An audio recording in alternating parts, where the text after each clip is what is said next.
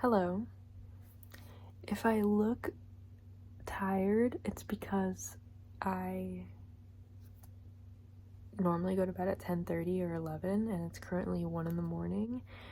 And I'm only awake because I could not stop scrolling on TikTok. I only have TikTok on my phone when I'm going to make a YouTube short. When I'm going to make a TikTok to put on my YouTube channel, because it's just easier to use the TikTok app and like use their subtitle thing, like that does it automatically. But when it's on my phone, I like cannot have self-control. So I got to this point and I'm like, okay, I might as well just talk about what I read in February since it's March 1st. So that's what I'm gonna do. And I'm talking quietly because my family lives in this house. And it's not that I don't want to wake them up. It's that I don't want to be interrupted. And I really quickly wanted to say thank you to the people that donated to my tip jar. It really, really, really, really, really means the world to me. So thank you. Let's get into it. So the first book that I read was an audiobook. It was The Day the World Stopped Shopping: How Ending Consumerism Saves the Environment by J.B. Mackinnon. I don't understand like why, when a book has a very interesting question that it's trying to answer, why every chapter needs to start with some anecdote. I say that and I understand why people do it, right? Like even Atomic Habits, like goddamn, like every point you want to make, you are trying to back it up with like a real factual story. I get it, but I had a much better time and a much more fruitful encounter with an actual textbook. And obviously they're two distinct things, but I personally would just rather read the information without a narrative being woven throughout. I mean, I can appreciate it, definitely. At sometimes I feel like it's necessary, but the fact that it's like the formula, every chapter starts with, oh, and I can't even, I'm too tired to make up the scenario, but it looked at like every angle of consumerism. It looked at every environmental impact. What I found most striking was, you might think, okay, if I stop shopping here and I start shopping sustainably, then I'm doing my part and I'm helping the environment. And obviously we know like a big change has to come from all of us. But the concept of never really knowing where your money is going. So even if this corporation is sustainable and like pays its laborers properly and all of that, your money could still be going to a person who's going to damage the environment with the money that you put in their pocket.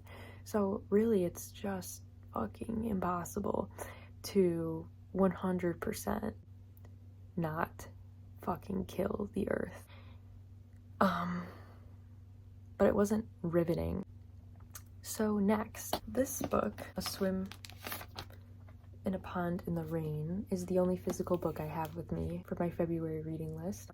I marked on my Goodreads that I had read Master and Man like separate from this because I wanted to give it a 5-star rating on its own. And then I also read it out loud to my mom in Spanish, and both times it fucking turned my soul out, is what one of my friends would say. I made notes on Master and Man and Vladimir Sorokin's The Blizzard.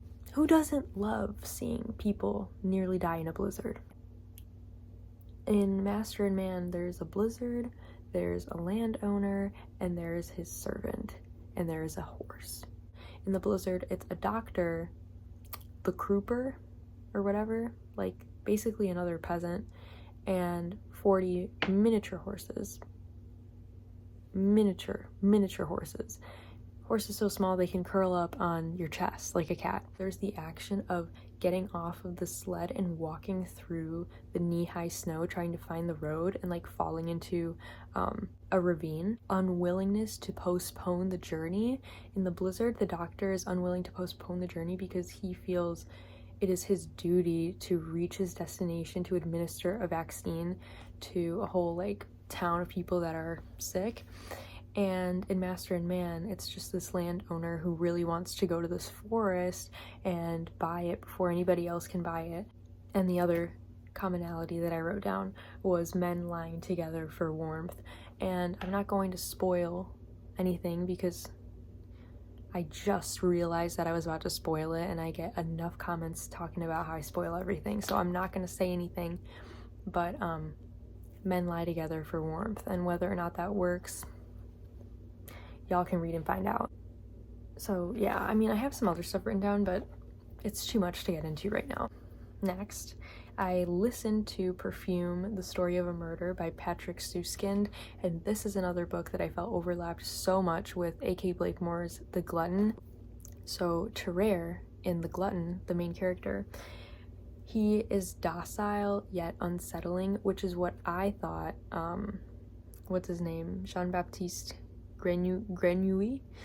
That's what I thought he was like for the whole first half of Perfume, and I'm like, oh, okay. And since I already have this preconceived notion that he's similar to Terrer, I kind of slept on how evil he was until like I got into it. Like after he was in that mountain for 7 years, then I was like, oh,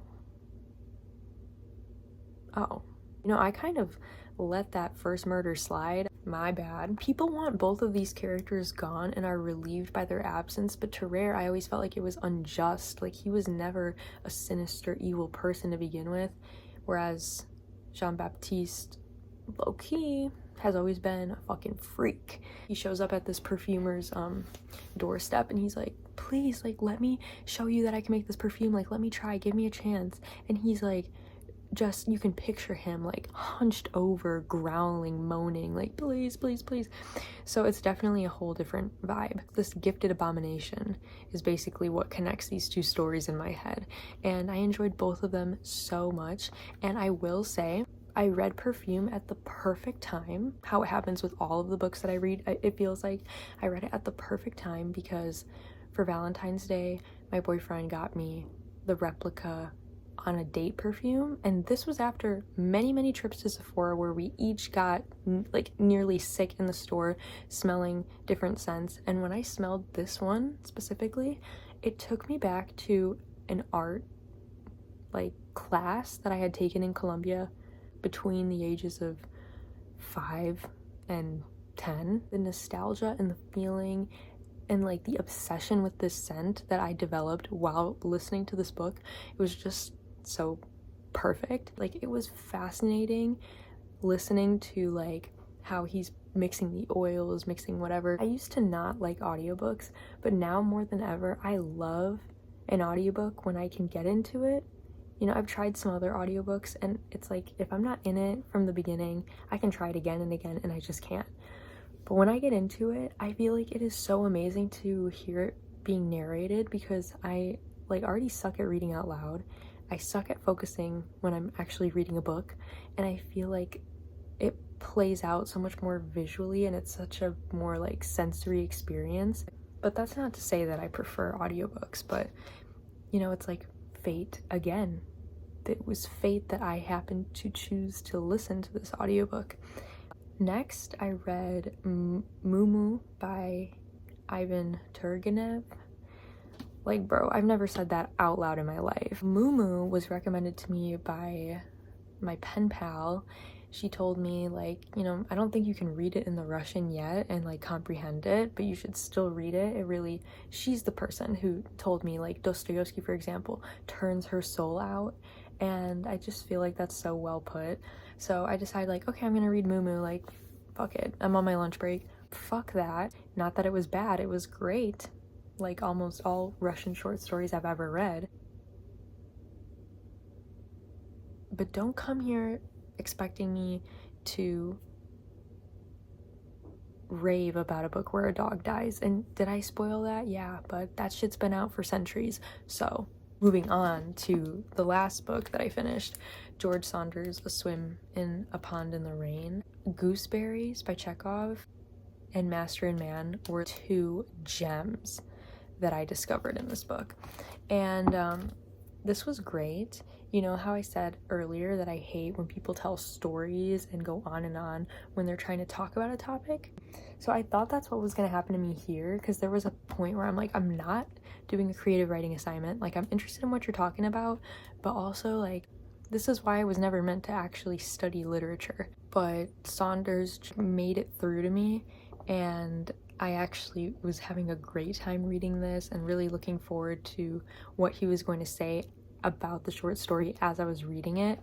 And, you know, I've read a couple of the ones that are in here already, so it was just nice to actually read some analysis, because God knows I read, feel, and then, like, I don't forget. If it really moves me, I'll come back to it, but I don't sit and, like, analyze. Like, I feel like sometimes my videos may be lacking because I should think things out more. Like, I literally sat down and recorded this, and I didn't plan what I was gonna say. I have notes that I had taken, but those I took in my free time because I wanted to. Yeah, this was great. Really puts into words and articulates what is so genius about a lot of these writers, and I was really glad that I got to share Master and Man with my mom, because my parents aren't really readers, so the fact that I was able to read it to her in her native language, and I was able to read it in Spanish, comprehend everything, and have the same effect reading it as I did in English, was really cool. There was a quote in one of these short stories that I cannot remember, and I wrote it down in my other journal. Also, if anybody would be interested in a video about, like, my journal ecosystem, I actually filmed one months ago, and then I thought nobody would ever give a fuck. But if anybody does, let me know. There was this wonderful quote that I wanted to memorize, and God knows I can't even remember what fucking short story it was in. Let's see if I can remember it. It was, we exalt falsehoods and ignore the truths that are 1,000 something. Oh, here it is. It's in Gooseberries. Quote, "They were hard and sour, but as Pushkin has it, the falsehood that exalts we cherish more than meaner truths that are 1,000 strong." So I'm gonna leave it at that. I'm currently finishing 100 Years of Solitude, finishing Slouching Towards Bethlehem, and finishing Mal entendu à Moscou. Mal entendu à Moscou. 2024, I've decided I'm not going to be embarrassed to try to pronounce things properly in front of other people, which this counts as. So yeah, I'm going to sleep now.